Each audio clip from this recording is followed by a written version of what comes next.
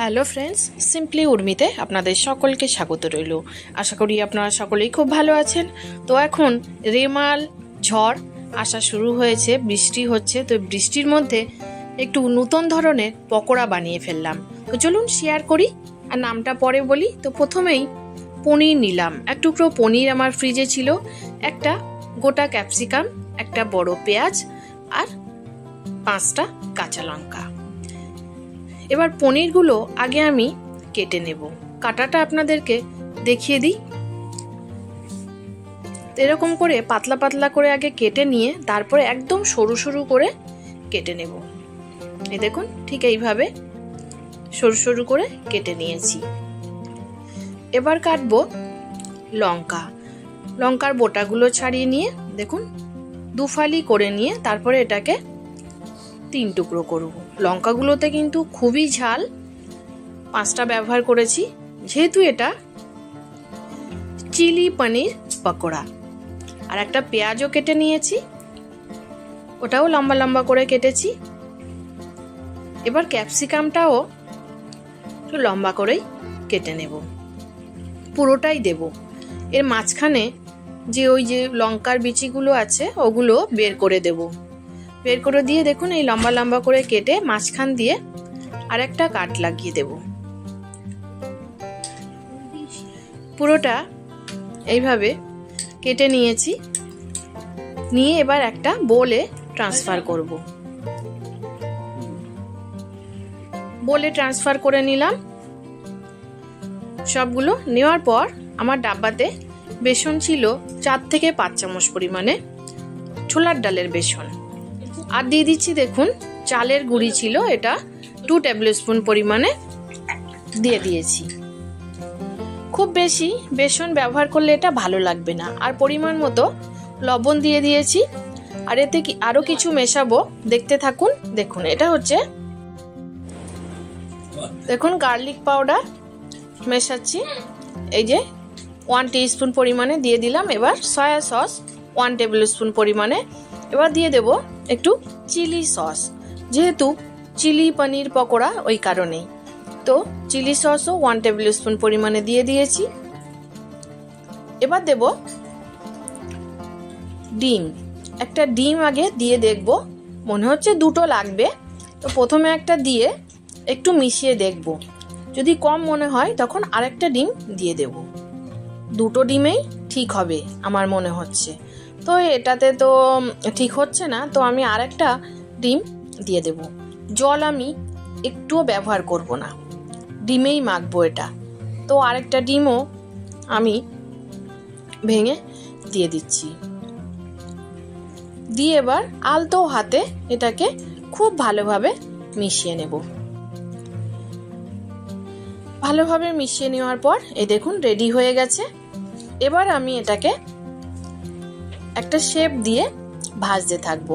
তেল আমি অলরেডি কড়াইতে বসিয়ে রেখেছি, গরম হচ্ছে।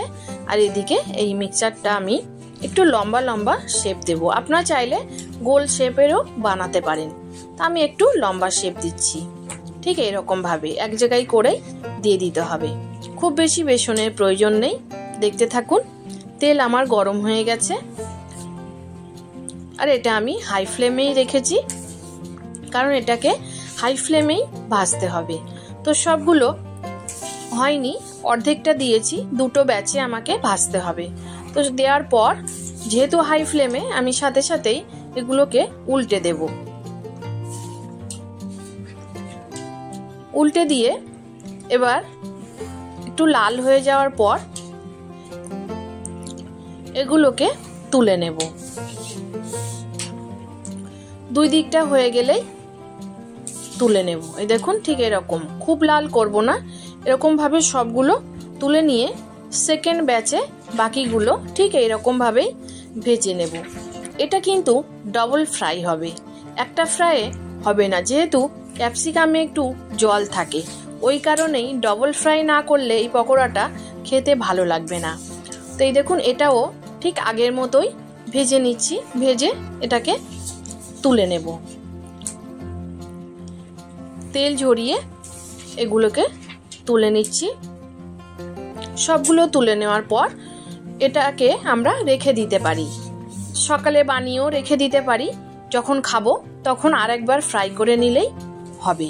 বা যদি সাথে সাথে খেতে চাই তো একটু পরে, এই দেখুন আমার আগের পকোড়াগুলো কিন্তু ঠান্ডা হয়ে গেছে, ঠান্ডা হলেই তারপরে ডবল ফ্রাই করতে হবে, এটা অবশ্যই মাথায় রাখবেন। তো এই ডবল ফ্রাইয়ের জন্য দিয়ে দিলাম, এটাও কিন্তু একদম গ্যাসটাকে হাই ফ্লেমে রেখেছি, রেখে এই উল্টে পাল্টে খুব তাড়াতাড়ি এগুলোকে ভেজে নিতে হবে। যেমন চিলি চিকেন বা চিলি পনিরে যেমন ক্যাপসিকাম খুব বেশি নরম হলে ভালো লাগে না, এই পকোড়াতেও তেমন। দেখুন হয়ে গেছে, আর গ্রিন কালারটা সেইভাবেই আছে, নষ্ট হয়নি। তো এইভাবেই তুলে নিচ্ছি, রেডি হয়ে গেছে আমার পকোড়া। এটা মেয়োনিজ বা টমেটো কেচাপের সাথে দুর্দান্ত লাগবে। তো কেমন লাগলো আমার এই রেসিপিটি?